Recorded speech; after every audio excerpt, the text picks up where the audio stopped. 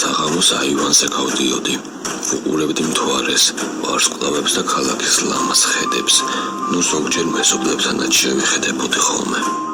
უეცრად შევამჩნიე, რომ ერთ-ერთი ფანჯარა საეჭვოდ ციმციმებდა, ხოლო როგორც კი ჭოგრიდით ფანჯრისკენ გავიხედებოდი, ციმციმი წყდებოდა.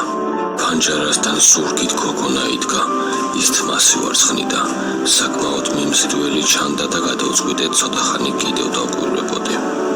მოულოდნელად ის მკვეთრად შემოდრიალდა და პირდაპირ მე შემომხედა. ძალიან შემეშინდა და უკან დავიხიე. მას საზარელი სახე ჰქონდა.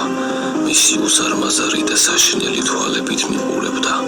საშინელი და ბასრი კბილებით სავსე პირით მიცინოდა. ცოტა ხანში კი უცნაური მოძრაობებით ფანჯარას მოშორდა.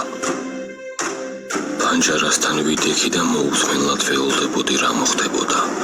უეცრად სადარბაზოში შუქი აციმციმდა. აშკარაა, რომ ის ბინიდან გამოდიოდა. ისევ ჭოგრიდში გავიხედე და ტანში გამცრა.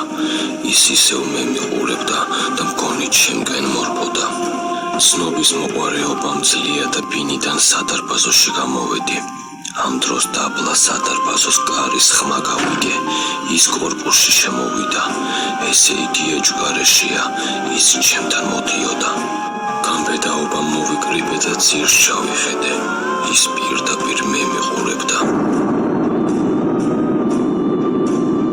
სასწრაფოდ სახლში შევარდი და კარს ამოვეფარე. სიჩუმემ დაისადგურა. მხოლოდ საკუთარი სუნთქვისა და გულის ცემის ხმა მესმოდა. შემდეგ ვიღაცან რაღაც ჩემ კარს მოუახლოვდა.